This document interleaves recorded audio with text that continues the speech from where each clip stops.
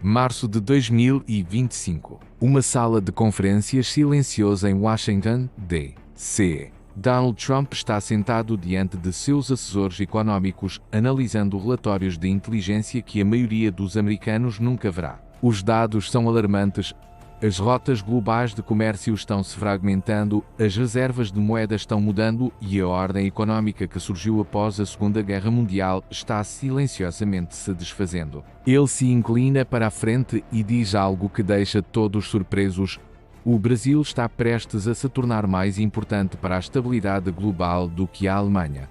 A maioria das pessoas descartou isso como mais uma hipérbole típica de Trump. Mas 3 meses depois, quando grandes empresas da Fortune 500 começaram a anunciar movimentos inéditos para a América do Sul, quando os preços das commodities começaram a se comportar de maneiras que desafiavam os modelos tradicionais, e quando as nações do BRICS assinaram acordos comerciais que ignoravam completamente o dólar. De repente aquela frase já não parecia tão absurda. O que Trump entendeu e que a maioria das pessoas ainda não percebeu é que não estamos caminhando para um colapso econômico.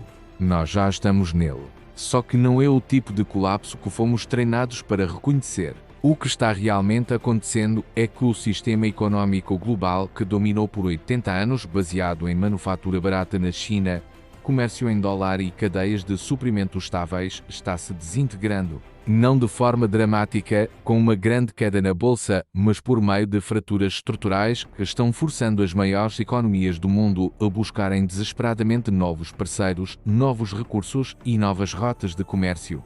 Os principais jogadores dessa história são claros: os Estados Unidos tentando manter a dominância econômica enquanto reduzem a dependência da China. A própria China vendo suas vantagens de produção desaparecerem. A Europa presa em uma crise energética sem soluções fáceis. E o Brasil sentado sobre as maiores reservas de água doce do mundo, enorme capacidade agrícola, depósitos minerais críticos e uma independência energética que a maioria dos países só pode invejar. As apostas são trilhões de dólares em comércio redirecionado, o possível colapso de setores industriais inteiros na Ásia e uma reconfiguração fundamental de quais países realmente detêm poder no século XXI.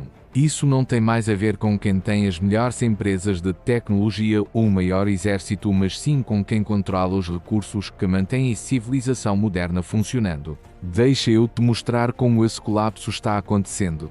Porque o Brasil se tornou o centro inesperado da nova economia mundial e revelaram o grupo de países que está se beneficiando ainda mais do que o Brasil com todo esse caos de nações que ninguém esperava. No final você vai entender porque a próxima década não vai se parecer em nada com a última e porque ignorar essa mudança pode ser o erro mais caro que investidores, empresas e até países estão cometendo agora. Por 30 anos, a manufatura global funcionou com uma lógica simples. Produza na China, onde o trabalho é barato, envie para o resto do mundo e faça todas as transações em dólares. Esse sistema gerou uma enorme riqueza, mas se baseava em 3 premissas que agora estão ruindo ao mesmo tempo. A primeira era a estabilidade geopolítica. A relação entre Estados Unidos e China passou de parceria estratégica para competição estratégica. As tarifas impostas por Trump Biden em grande parte manteve e até expandiu não foram apenas teatro político. Elas representaram o reconhecimento de que permitir que um rival geopolítico dominasse cadeias de suprimento críticas era uma vulnerabilidade de segurança nacional. Quando a pandemia de Covid-19 expôs o quanto o Ocidente dependia da produção chinesa, desde remédios até semicondutores, o modelo de eficiência a qualquer custo perdeu apoio político da noite para o dia. A segunda era a vantagem de custo. Os salários na China aumentaram mais de 300% desde o ano 2000. O país que antes oferecia mão de obra baratíssima agora tem uma classe média, exigindo um padrão de vida mais alto. Somando o aumento do custo da energia, regulações ambientais mais rígidas e o transporte cada vez mais caro através do Pacífico, a matemática que fazia da manufatura chinesa uma potência começa a desmoronar. A terceira era a estabilidade cambial. Por décadas, a dominância do dólar significava que o comércio global precisava passar pela infraestrutura financeira americana. Mas depois que os Estados Unidos começaram a armar o dólar congelando ativos russos, restringindo a venda de petróleo iraniano e ameaçando sanções secundárias, muitos países começaram a se perguntar: é também se nós formos os próximos. O BRICS Brasil, Rússia, Índia, China e África do Sul não começou a se expandir porque ama siglas, mas porque está construindo sistemas financeiros alternativos que não dependem de Nova York. Quando essas três estruturas se rompem, acontece o que os economistas chamam de evento de realocação, um termo educado para descrever quando trilhões de dólares precisam encontrar um novo destino.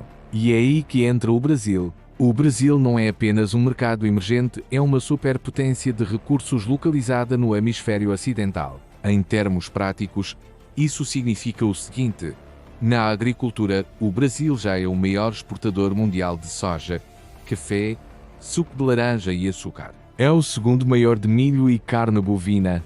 Enquanto outros países se preocupam com segurança alimentar, o Brasil é segurança alimentar. Em um mundo onde as mudanças climáticas tornam a produção agrícola menos previsível e as tensões geopolíticas transformam alimentos em armas estratégicas, controlar a produção de comida é como controlar o petróleo no século XX. Na energia, o Brasil gera mais de 80% de sua eletricidade a partir de fontes renováveis, principalmente hidrelétricas. É também o segundo maior produtor mundial de etanol, o que significa que possui alternativas domésticas ao petróleo. Enquanto a Europa raciona energia e paga preços absurdos por gás natural e a China importa 70% de seu petróleo por rotas vulneráveis, o Brasil é praticamente autossuficiente. Nos minerais críticos, o país possui as segundas maiores reservas de nióbio do mundo, usado na produção de aço e baterias, grandes depósitos de terras raras e essenciais para eletrônicos, vastas reservas de minério de ferro e produção crescente de lítio. À medida que o mundo avança para veículos elétricos e energia limpa, esses materiais se tornam vitais. E na geografia, o Brasil tem acesso tanto ao Atlântico quanto a rotas comerciais que o conectam ao Pacífico por meio de parcerias regionais. Faz fronteira com 10 países, o que favorece redes naturais de comércio. E ainda está em um fuso horário que sobrepõe os horários de trabalho dos Estados Unidos e Europa, algo mais importante do que parece quando se coordenam operações globais. O resultado disso: nos últimos 3 anos, o investimento estrangeiro direto no Brasil disparou. A Volkswagen anunciou um investimento de 1,4 bilhão de dólares em produção de veículos elétricos. A BYD, gigante chinesa do setor, está construindo um complexo industrial de 620 milhões de dólares na Bahia. Projetos de energia renovável estão atraindo dezenas de bilhões em capital. E o real brasileiro, mesmo com a instabilidade política interna, tem mostrado força graças à base sólida de commodities. Mas há um ponto que quase ninguém percebe. Quando tanta atividade econômica é redirecionada, não se trata apenas de mudar fábricas de lugar. Isso cria uma reação em cadeia que remodela todo o sistema global. Os perdedores óbvios são os setores de manufatura da China, com fábricas sendo fechadas e contratos cancelados, mas esse era o resultado esperado. O problema maior é para países que basearam sua economia em serem alternativas baratas à China. Vietnã, Bangladesh e outras nações do Sudeste Asiático passaram a última década tentando se posicionar como China Plus One, mas estão descobrindo que, se as empresas vão gastar bilhões para redesenhar cadeias de suprimento, elas preferem se mudar para regiões completamente diferentes, mais seguras e com mais recursos. O México tem sido parcialmente beneficiado com o nearshoring para atender o mercado americano, mas falta ao país a base de recursos e a independência energética que o Brasil tem. E há um perdedor que ninguém menciona: o consumidor americano. Reindustrializar e trazer a produção de volta soa ótimo politicamente, mas significa preços permanentemente mais altos. O sistema antigo, com todos os seus defeitos, entregava produtos baratos. Essa era acabou. A inflação que estamos vendo não é apenas resultado de política monetária, é o custo real da reorganização econômica global. Agora, quem realmente ganha com tudo isso? Os maiores beneficiados não estão na América do Sul, mas sim na África e no Oriente Médio, países que estão se posicionando como fornecedores de recursos e parceiros industriais dentro da rede BRICS. Enquanto o Brasil se consolida como polo agrícola e manufatureiro do hemisfério ocidental, Ele gera demanda por insumos e serviços que não consegue suprir sozinho. Ao mesmo tempo, a expansão do BRICS cria redes de comércio alternativas que ignoram as rotas e sistemas financeiros controlados pelo Ocidente.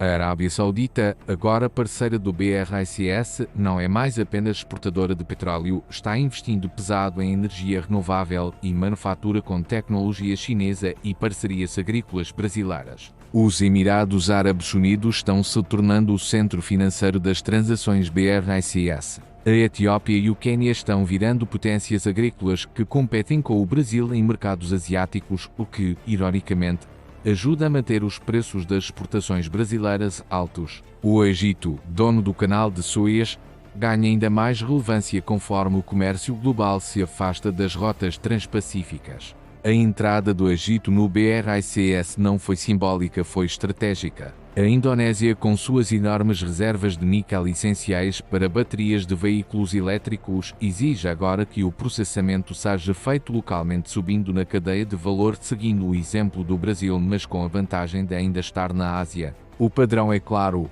O sistema antigo tinha um centro de manufatura, a China, e um centro financeiro, Estados Unidos, Europa. O novo sistema é multipolar com polos regionais, trocando entre si em moedas diferentes. Não é mais China versus América. É o surgimento de uma economia global verdadeiramente distribuída, onde o poder é compartilhado entre nações ricas em recursos e estrategicamente localizadas. Isso significa que a era das regras universais de comércio está chegando ao fim.